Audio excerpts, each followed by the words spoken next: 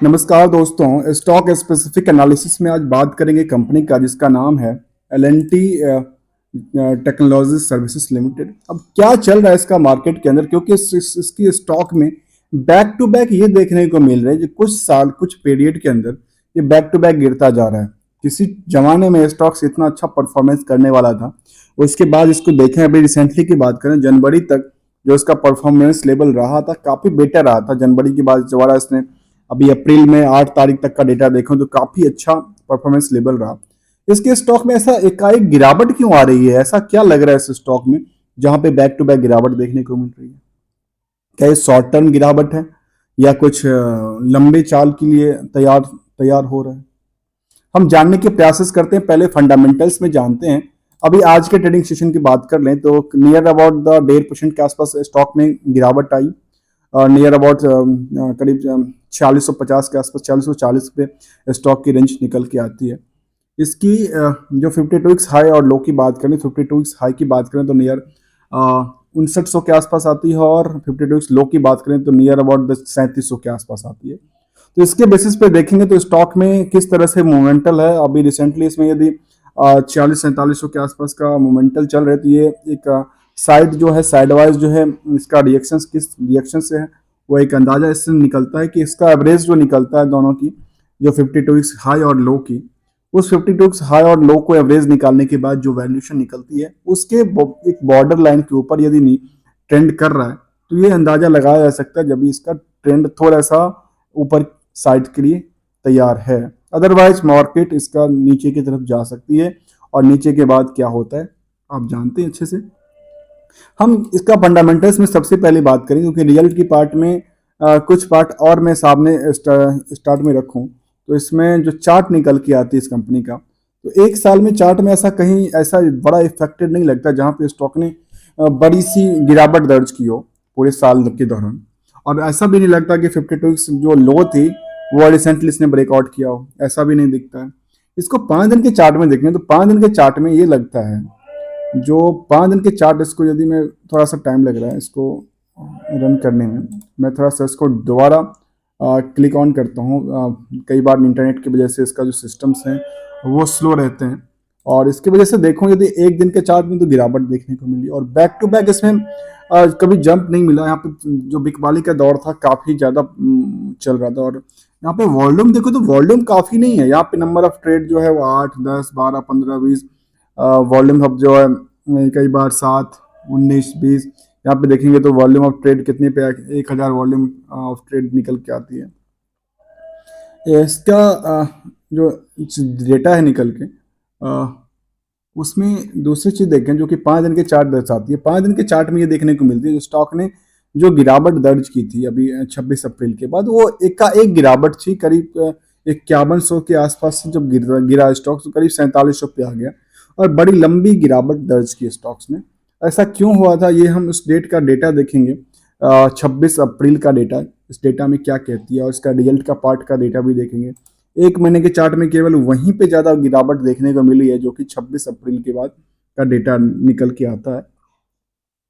क्योंकि यहाँ पे एक महीने के चार्ट में देखेंगे तो इस स्टॉक ने एक महीने में गिरावट ही गिरावट देखने को इसमें लगती है। 3 महीने के चार्ट में लगता है जो इस स्टॉक ने जो पिछले एक महीने में थोड़ा सा जो ट्रेंड है उसका चेंज होकर गिरावट की तरफ ट्रेंड बना है। जो ट्रेंडिंग की बात करते हैं किसी चीज़ के लिए, 6 महीने के डेटा में देखो तो अभी रिसेंटली पहले अच्छी खासी चलने वाली स्टॉक में थोड़ा सा ट्रेंडिंग का जो रिएक्शन था वो बियर मार्केट की तरफ मूव कर रहा है स्टॉक्स। एक साल का चार्ट में देखें तो स्टॉक्स वैसे एवरेज के हिसाब से देखें तो करीब 3700 से जंप करते हुए अच्छा छलांग लगा चुका है, मार्केट में जंप लगा चुका है। और volume of trade per day के हिसाब से देखो तो है उतना ज़्यादा लिक्विडिटी के साथ नहीं है, लेकिन है। इसका फल पहले जानते हैं इसमें फंडामेंटल्स को, किया रिजल्ट का पार्ट जो था इसका उसको पहले प्रायोरिटी में लेते हैं। 31 मार्च तक का डेटा निकल के आया दोस्तों। यहाँ जो डेटा होता है बीएससी के मेन पोर्टल पे जो दिखती है, इसीलिए कहते हैं ना हम इसको एक डीपली जाके देखना समझना। यहाँ पे डेटा निकल के आती है। यहाँ पे डेटा क्या कहती है, जो स्टैंड लॉन के हिसाब से जो डेटा होते हैं ना वही होती है। जहाँ पे 2351 करोड़ का जो इसका अभी रेवेन्यू निकला है, उसकी बात करें तो इसमें देखेंगे जो टोटल रेवेन्यू जो आती है इसका अभी करंट का मार्च 24 का स्टैंड लॉन के हिसाब से देखें तो यहाँ पे डेटा निकल के आते हैं 2408 के हिसाब से। यहाँ कितना निकल के आता है 2351 पे टोटल निकल के आता है टोटल रेवेन्यू। तो दोस्तों इसलिए कहते हैं ना, कंप्लीटली डेटा स्टडी करने से बेनिफिट होता है। और यहाँ पे स्टैंड लोन के हिसाब से टोटल डेटा निकल के आती है यहाँ पे करीब करीब 24,000 करोड़ के आसपास, 2400 करोड़ के आसपास, जो this is a million, 2400 crore के आसपास की ट्रांजेक्शन आती है। और यहाँ पे देखें तो करीब आती है नियर अबाउट द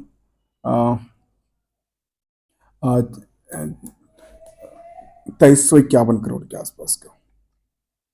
अब इसको दूसरी चीज़ देखें तो यहाँ पे ये डेटा और मिलियंस की ट्रैक को देखते हुए देखें तो इसमें जो करंट का कंसोलिडेटेड के डेटा बेसिस की बात करें तो इसमें बहुत ज़्यादा गैप नहीं है इसकी खुद की और पूरे होल ग्रुप्स की जो होल्डिंग्स है उसको लेते हुए। तो जो पूरे मार्च में देखने को मिलती है, जो मार्च में इसकी स्टैंड लॉन हिसाब से यदि 2400 करोड़ के आसपास निकल के आती है तो कंसोलिडेटेड के बेसिस पे आती है 2600 की निकल के आती है। और इसको यदि पिछले एक पीरियड से देखें मार्च दिसंबर से कंपेयर करते तो दिसंबर में जो स्टैंड लॉन के हिसाब से था वो 2200 करोड़ के आसपास का था, जबकि कंसोलिडेटेड के हिसाब से करीब नियर अबाउट 2484 करोड़ के आसपास का निकल के आती है। तो ये यहाँ पे उसके हिसाब से परफॉर्मेंस लेवल रहा है। और यदि मैं इसको नेट प्रॉफिट आफ्टर टैक्स की बात करूँ, जो कि नेट प्योर जिसको प्रॉफिट कहते हैं, तो प्योर प्रॉफिट वाले में स्टैंड लॉन के हिसाब से देखें तो 3200 नियर अबाउट 328 करोड़ के 329 करोड़ के आसपास की निकल के आती है प्रॉफिट आफ्टर टैक्स। और यहाँ पे देखें इसको स्टैंड लॉन के हिसाब से कंसोलिडेटेड के हिसाब से, तो कंसोलिडेटेड के हिसाब से निकल के आते हैं 3400 करोड़ का।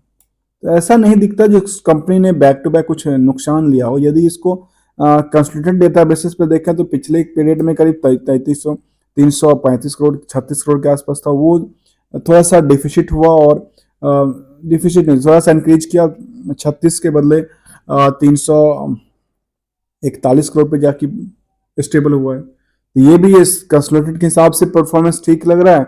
और स्टैंड लॉन के हिसाब से देखें तो वो भी परफॉर्मेंस जो है थोड़ा सा ठीक लग रहा है, क्योंकि 321 करोड़ के आसपास था, वो 329 करोड़ के आसपास होती है। तो ये परफॉर्मेंस लेवल पे यहाँ पे ऐसा कुछ बड़ी सी दिक्कत नहीं दिखती है इसके कुछ पीरियड के हिसाब से देखें तो। लेकिन यहाँ स्टॉक में रिएक्शंस क्यों है इस तरह से, वो देखने वाली बात है। जबकि पी नेट प्रॉफिट मार्जिन की बात करें तो उसमें थोड़ा सा डाउनफॉल देखने को मिलता है इसकी डेटा के बेसिस पे। करीब 14.94% के आसपास का था पिछले क्वार्टर में, और मार्च क्वार्टर में निकल के आती है 14.01% के आसपास का। इसके वजह से मार्केट में जो अभी चल रहा है न्यूज और इसका ट्रेंडिंग का माहौल चला है, वो जो बियर मार्केट की तरफ जो मूड किया है, यहाँ पे क्या लगता है, क्या जो एफआई और डीआई है अपनी पोजीशन को हल्का कर रहे हैं, ऐसा कुछ लगता है।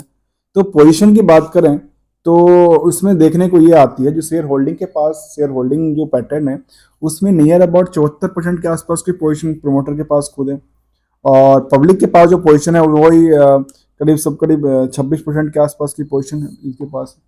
ये ऊपर का राउंड ऑफ वाली फिगर है, उसको मैं राउंड ऑफ पे ले लेता हूँ। इसको यदि शेयर होल्डिंग वाले पैटर्न को हम समझना चाहें इसको कंप्लीटली, तो ये नजर आती है जो प्रमोटर के पास जो होल्डिंग है उसमें बहुत बड़ा फेरबदल नहीं हुआ, जितना था उतना के आसपास ही मार्च में निकल के आती है। और कंपनी में सब एक ही प्रमोटर्स का नाम निकल के आता है, लार्सन टोब्रो लिमिटेड का।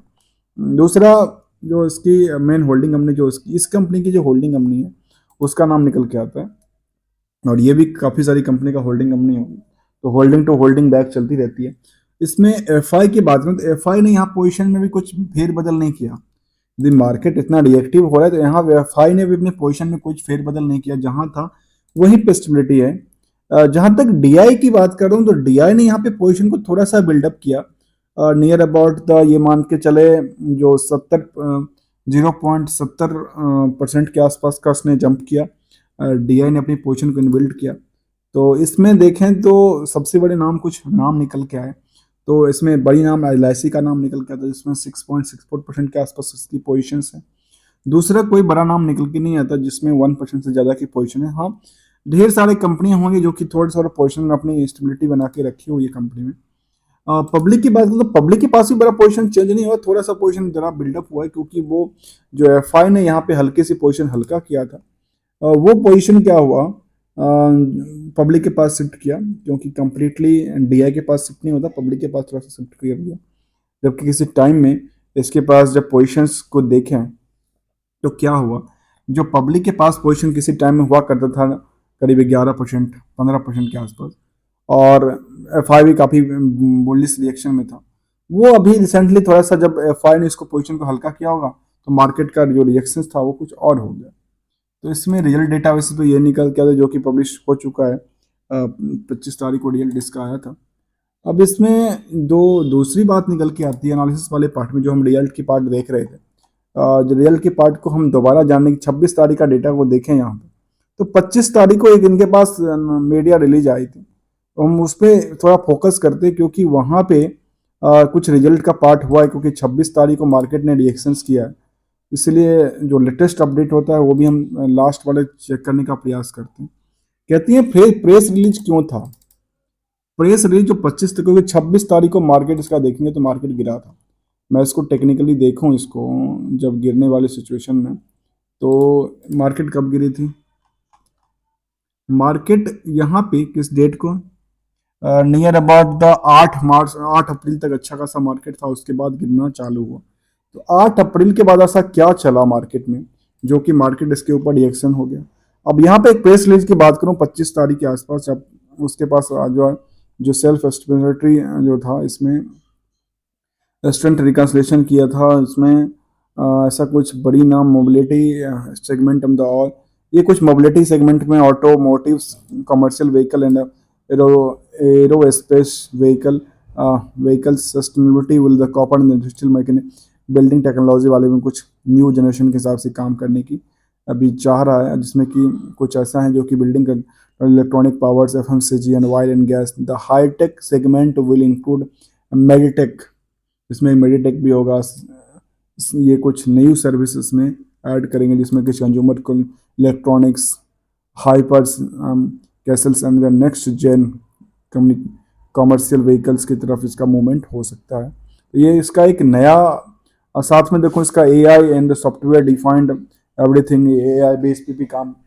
कर रही है कंपनी, तो इसकी टेक्नोलॉजी वाली कंपनी, तो ये इसका डेटा ये निकल के आता है।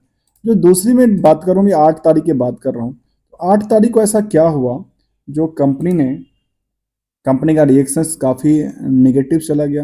अब 8 तारीख से पहले की हम डेटा को देखें, जहाँ पे 8 जो कि डेटा ये निकल के आती है, 8 तारीख को कंपनी ने जो परफॉर्मेशन दिया होगा, तो 7 तारीख को कुछ हुआ होगा, 7 अप्रैल के आसपास की बात करूँ तो 8 अप्रैल को क्या हुआ ऐसा, तो 8 अप्रैल को ऐसा लगता है यहाँ पे सर्टिफिकेट अंदर एक कंप्लायंस सर्टिफिकेट दिया था, उसके बाद तो क्या रिएक्शन है, उससे पहले क्या था, कहते हैं क्लोजर ऑफ विंडो किया था कंपनी ने।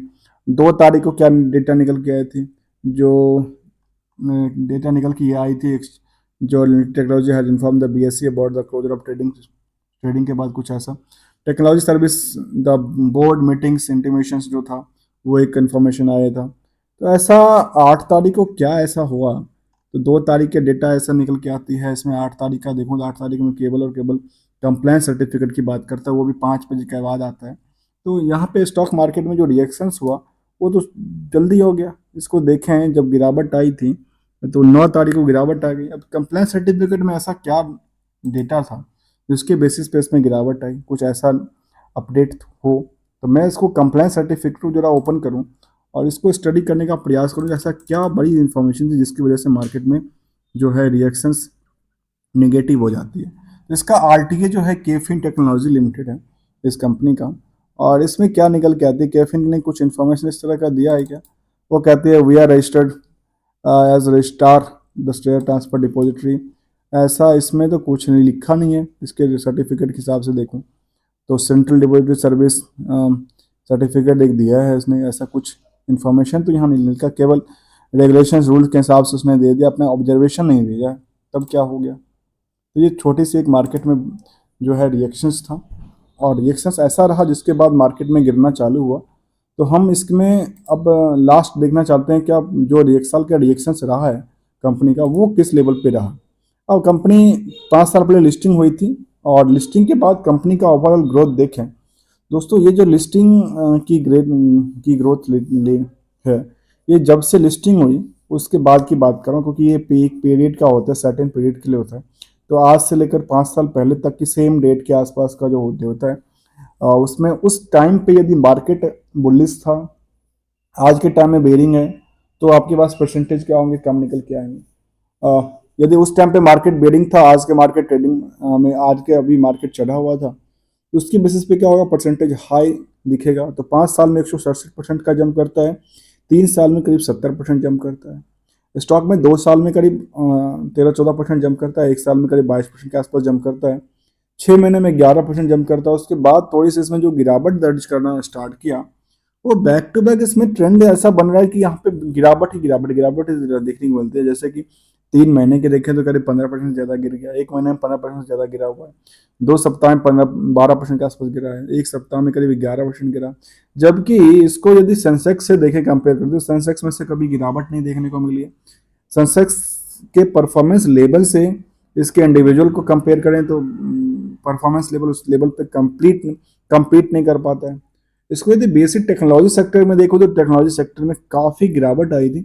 ये केवल और केवल इसकी वजह से हो सकता है, किसी और कंपनी में गिरावट होगी, क्योंकि उसको 3 महीने में देख रहा हूँ तो सभी 8% के आसपास गिरावट टेक्नोलॉजी सेक्टर में, जो BSE के ऊपर एक इंडेक्सेशन है।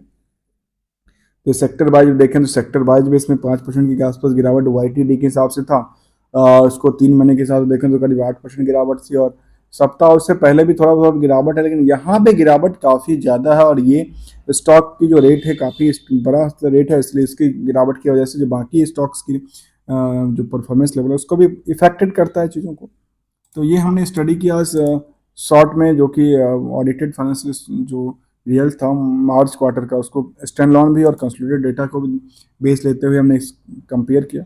इसकी पीयर्स कंपनी का भी कभी बात करेंगे जब टाइम मिलेगा, जिसमें कि TCS है, इन्फोसिस है, HCL है। HCL पे हमने ऑलरेडी बना चुका है, TCL पे हमने ऑलरेडी स्टडी कर रखा है, और दोबारा अपडेट करेंगे। LLT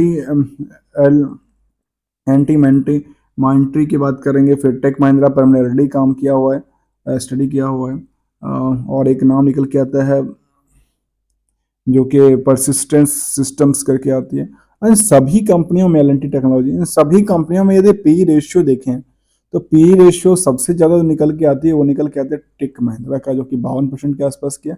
बाकी जो है उसके बाद इसी का नाम निकल के आता है, जो कि L&T टेक्नोलॉजी का 38-39% के आसपास निकल के आती है, जिसकी बेसिस पे टर्नओवर और बाकी जो डिविडेंड यील्ड की बात करें, डिविडेंड यील्ड, तो डिविडेंड यील्ड के बेसिस पे देखो तो सबसे अच्छा HCL नज़र आती है यहाँ पे टेक्नोलॉजी।